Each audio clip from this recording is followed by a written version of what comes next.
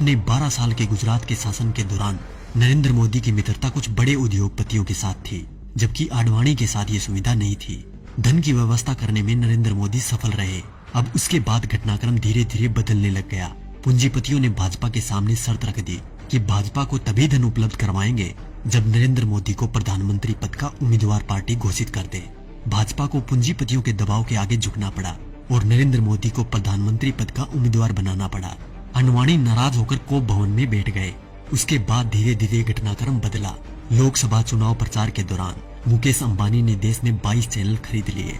इन channel को ये निर्देश था कि वो दिन रात मोदी का प्रचार करे, उनकी रैलियों के भाषण लाइव टेलीकास्ट करे और समस्त विपक्षी नेता यानी आज के विपक्षी नेताओं पर तंज कसने के लिए कहा गया।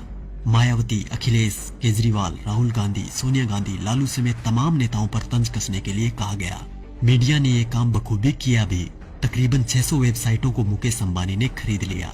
नरेंद्र मोदी ने 400 रैलियां की थी। इन रैलियों का खर्चा अपने 67 पूंजीपति मित्रों के द्वारा उठाया गया।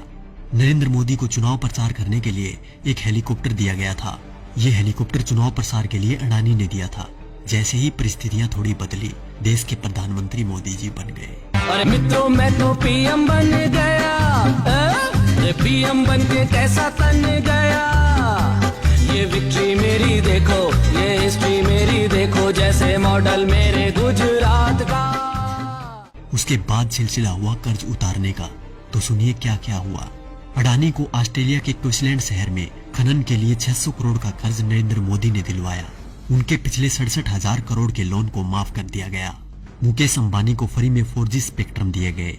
इसके अलावा मुकेश अंबानी की कंपनी पर पिछली सरकार द्वारा लगाया गया जुर्माना माफ कर दिया गया। उनके भी कुछ कर्जों का राइट ऑफ कर दिया गया। दैनिक जागरण अखबार ने लोकसभा प्रचार के दौरान नरेंद्र मोदी का बखूबी साथ दिया था, इसलिए इस अखबार के मालिक को मोदी जी ने राज्यसभा में सांसद बना दिया। दैनिक भास्कर अखबार, जिसके मालिक वेदांता कंपनी है, उसको मोदी जी ने छत्तीसगढ़ में कोयले की खदान दिलवा दी। जी न्यूज, जिसने दिन रात नरेंद्र मोदी का प्रचार किया और आज भी कर रहा है, उसके मालिक सुभाष चंद्रा को भाजपा ने राज्यसभा सांसद बना दिया।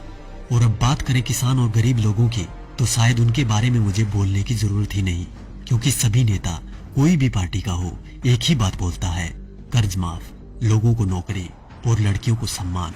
तो क्या हुआ भाई साहब, कर्ज तो आप सभी का माफ हो ही गया होगा और नौकरी भी लग गई होगी, आराम से घर बैठकर खाने की। वैसे देखा जाए तो हम जवानों को इस फोन से फुर्सत मिले तब ना। 4G की लहर ऐसी आई है, हमारी आवाज तभी निकलती है जब टिकटॉक और PUBG बैन हो जाए। वैसे भी टिकटॉक के बैन होते ही अंबानी ने 5 बिलियन का ऑफर दे दिया टिकटॉक को कि हमें बेच दो, हम खरीद लेंगे। और रही बात PUBG मोबाइल गेम की, तो PUBG बैन होते ही खबर आई कि हम 4G गेम मैदान में उतार रहे हैं। अच्छी बात है, मेक इन इंडिया होना भी चाहिए, पर शायद अब इस गेम से युवा गलत दिशा में नहीं जाएंगे, क्योंकि इसको गंगा के जल से धोकर लॉन्च किया जाएगा। तो देखा दोस्तों, ये थी खबर। बाकी जो मीडिया दिन रात आपको दिखाता है वो तो सिर्फ उसका प्रचार है। साथियों, ये खबर हर फोन में होनी चाहिए, जिससे कि बीजेपी की इस करतूत का सबको पता चल जाए।